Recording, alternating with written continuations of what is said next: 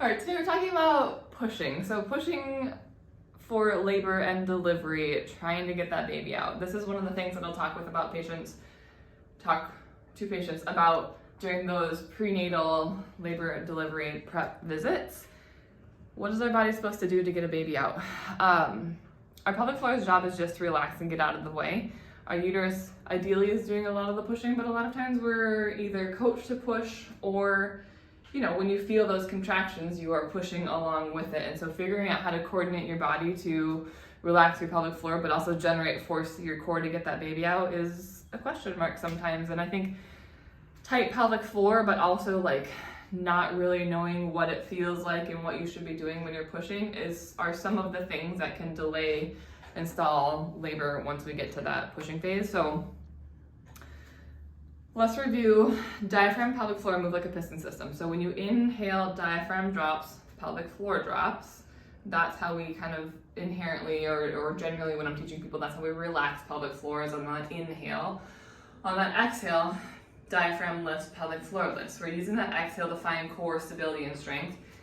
When we're pushing, we're kind of like detaching those two things. So first of all, we don't want to be holding your breath while you're pushing. So it's not a closed throat kind of push, because that is going to put a lot of pressure down on your pelvic floor, can contribute to more tearing, and just not be the best for your whole body. So we want to make sure that you're exhaling through the push. And so as you exhale, diaphragm lifts, but then we want pelvic floor to relax and lengthen. So diaphragm and pelvic floor are going in actually the opposite direction.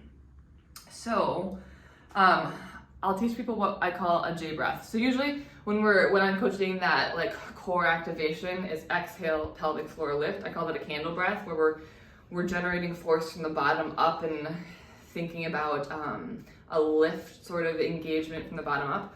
With pushing, we're thinking of a downward force, a downward engagement. And so I've adopted the name of J breath. I think it might be from like a hypnobirthing kind of thing, but a J breath. So we're trying to generate force in our upper abdominals to bear down on pelvic floor, and pelvic floor is lengthening. So if you can imagine downward force and then pelvic floor kind of drops and lengthens is where that J comes from.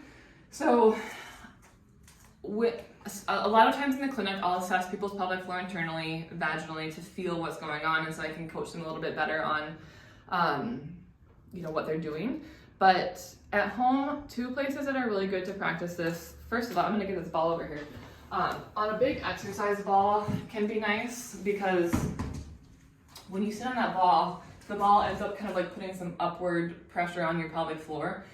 So when you do that exhale, engage those upper abdominals and bear down into pelvic floor, you should feel a little bit of that pressure down into the ball. It should be a bit of a bulge. So I think about the pelvic floor like an elevator. At rest and relaxed, we're at like the ground level, right? When we contract, we go up to level 1, 2, 3, whatever, how hard you contract.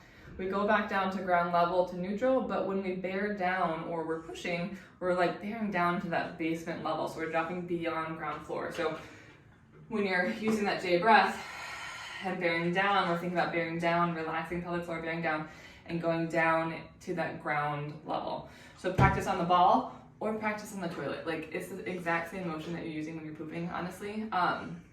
You can use that squatty potty or a stool to get your feet up, because that's going to help put that pelvic floor in a lengthened position.